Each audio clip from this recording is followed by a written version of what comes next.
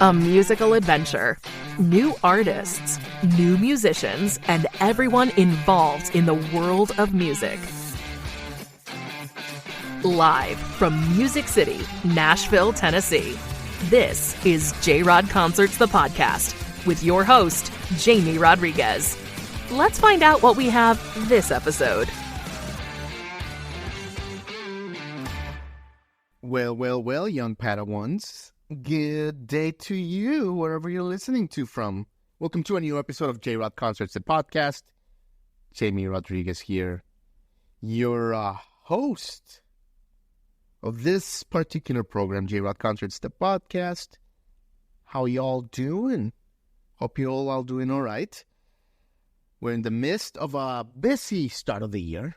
We hope you guys are staying musically inspired in whatever you're doing in your beautiful lives. Stay in a good state. Stay smiling, guys. And guys, we're thrilled to have Tyler Ramsey on the show today, former lead guitarist of Band of Horses. And he has shared an incredible new album, guys. New Lost Ages. Comes out February 9th via Soundly Music. And boy, is it a great record. The record, just really profound. His songwriting is like nobody else. Just really enjoyed having Tyler on the show. It's 10 songs of a sonical quest, really, that melds a big array of musical landscape. It gives you all the feels between rock and folk, and it's just great. And Tyler's going to be on tour, by the way. He just started in Highlands, North Carolina, but he's going to be going all the way to May and counting, but at least officially until May. Last date being in Greer, South Carolina in mid-May. But Ramsey is all emotion. He's humble, a beautiful soul. And this was a profound conversation. And there's a performance here at the end, too. So make sure to stick around. Thank you for joining us. Welcome to J-Rod Concerts, the podcast with Tyler Ramsey.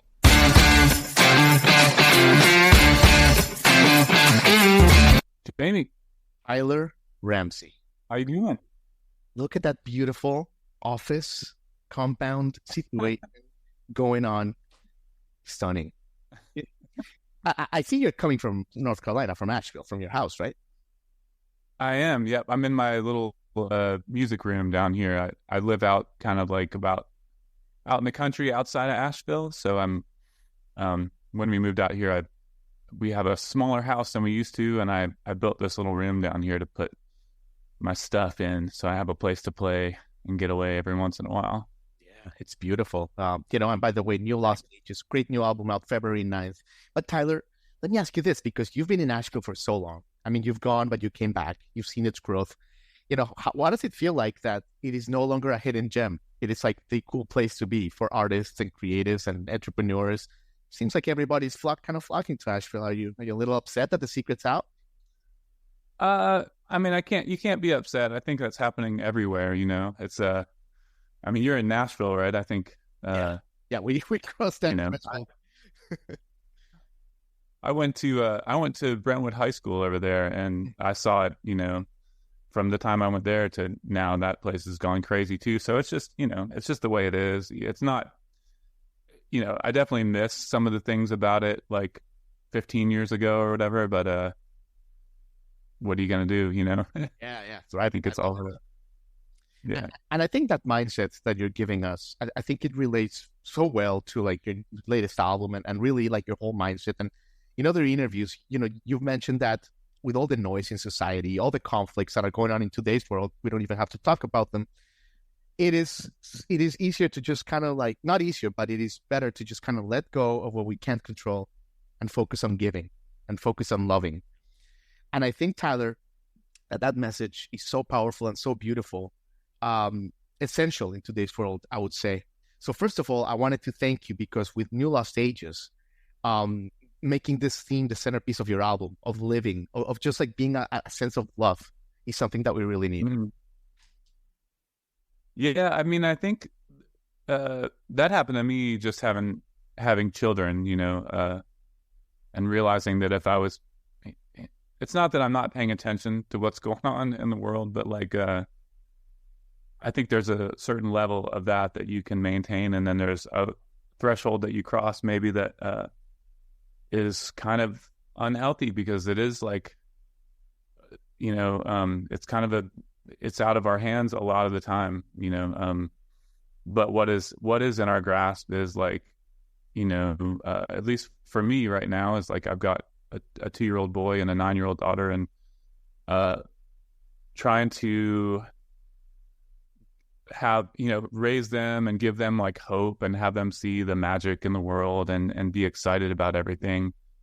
And that's all possible. You just have to kind of like change your focus, I think. And, if I was paying attention to all the dreadful things all the time, I think that wouldn't be a good way for them to see what it's like to grow up in this world. And so it's just, it's something that I do for myself. And I, it hopefully comes across to my family as they grow and, move forward in the world. I think living out here in the country too is,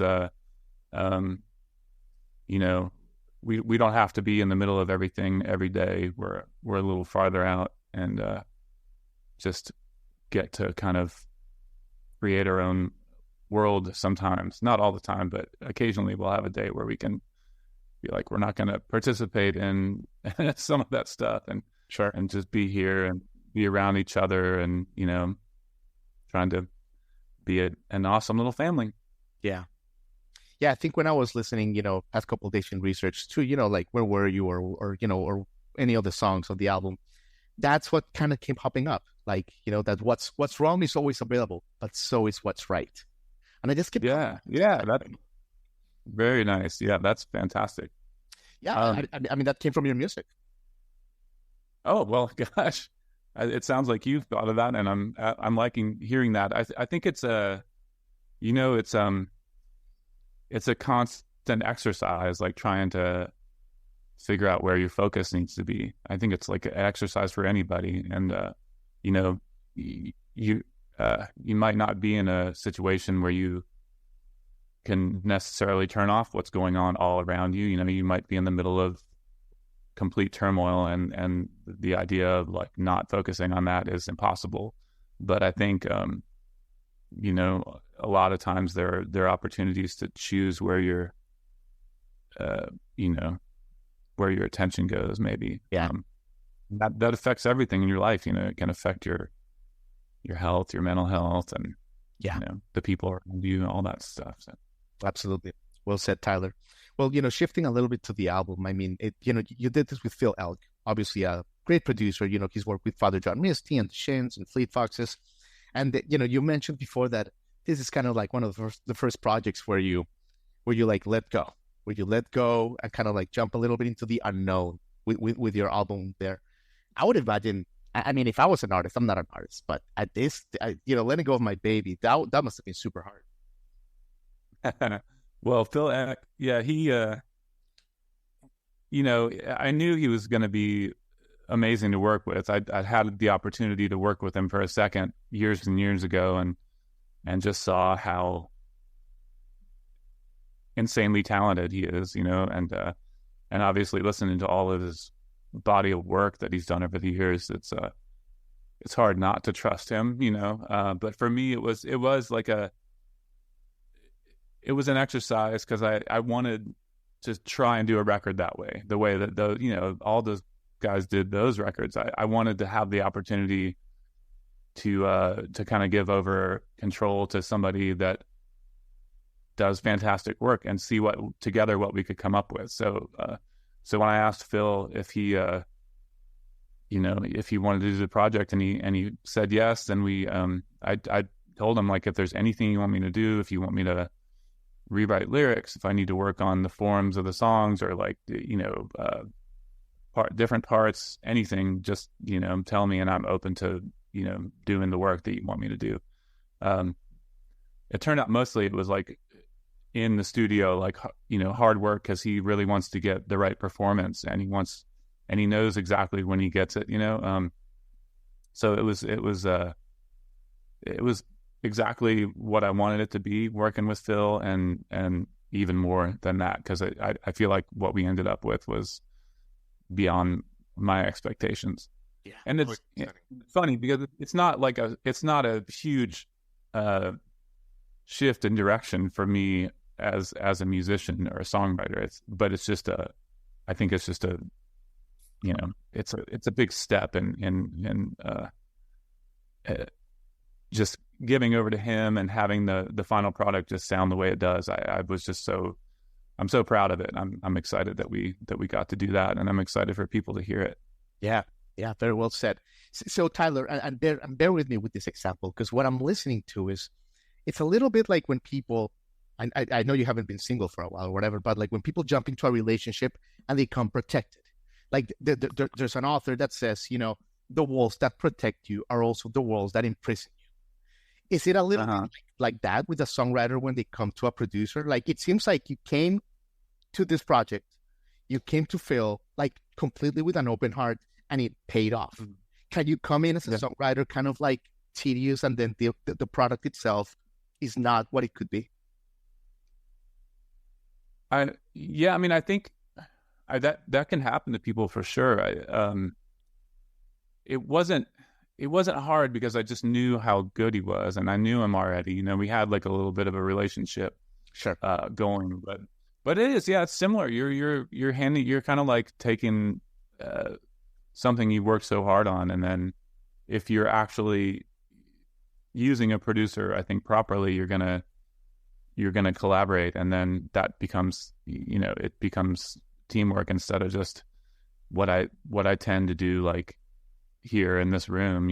I can sit down here all day and come up with songs, and they mean so much to me, and they, it's like a part of my heart, really, what I do. But like, being open to handing that to someone else and saying, hey, if this line doesn't work, then tell me, let me work harder, let me try and make it as good as it can be. So it's a different experience for me. I mean, I've worked with people that were on, have production on my records, but like, I never really quite let go the way that I did Phil.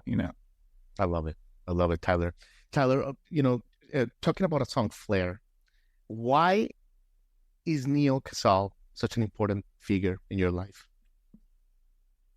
Neal, I just barely knew Neal, actually.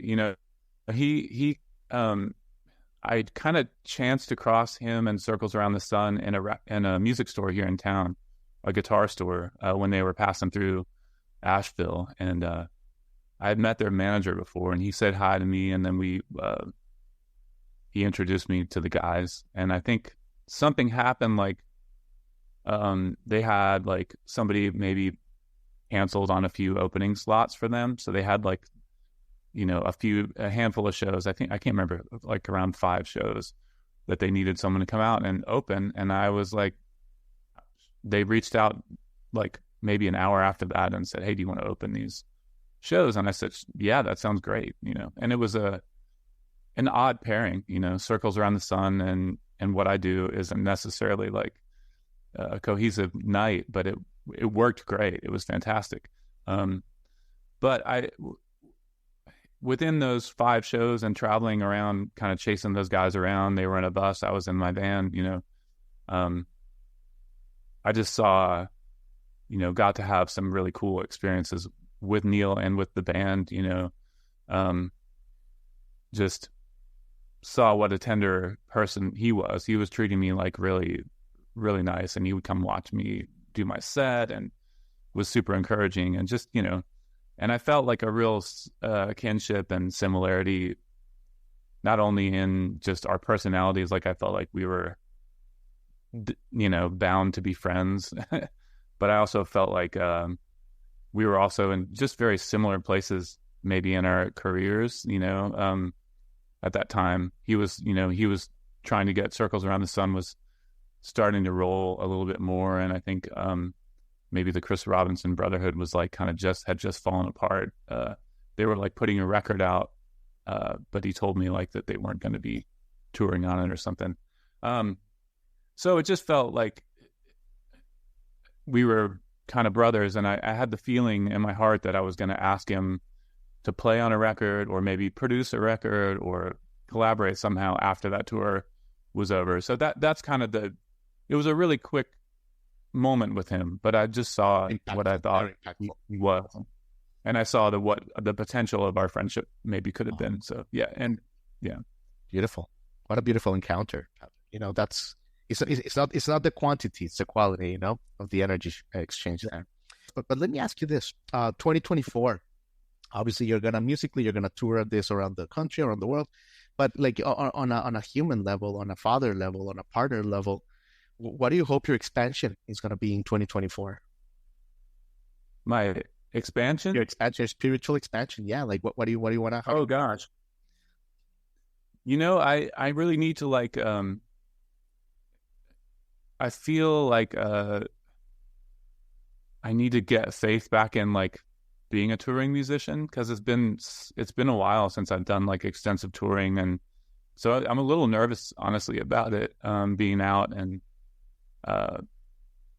what that's going to feel like. I also feel more and more when I do shows, I do feel more and more connection with people in the audience, and traveling around and meeting people is part of staying connected. It's real easy to tour as a musician and become completely ungrounded, and you lose kind of your connection to your regular life. So my hope, I guess, is that I stay connected and I meet new people, and I'm constantly trying to figure out ways of traveling that feel grounded as well. If there's a day off, I want to find the woods and go for a walk, or go to camp somewhere. Do things like that keep me feeling like I'm living a normal life, as well as getting to play music for people and in different towns. And sure. So yeah, it'll be wild, and I really hope that people. I have high hopes that this record gets heard and that people connect with it, because it's a big deal for me, this one. So yeah, I really want people to hear it. I want people to come out and see shows, and so I can keep doing this. Yeah. Well, it's a beautiful album, Tyler. And I say this as someone that does this for a living. I don't say this often, but you have a message with your album. So the fact that next year, there's days that are hard, that you're driving for 8-9 hours, that you're eating crappy gas station food, all that stuff. Know that you have a purpose with this album, and you're gonna change people's lives. And that is the most beautiful. Man. I hope. Oh, that's beautiful. I hope so, man. I really do. That's beautiful. Thank you for saying that. That's true, man. Thank you so much for that. Really appreciate your time. Thank you so much, Jamie, man. I appreciate it. Absolutely. Take care. You too. Have a great day. You have been listening to J-Rod Concerts, the podcast. Thank you for tuning in.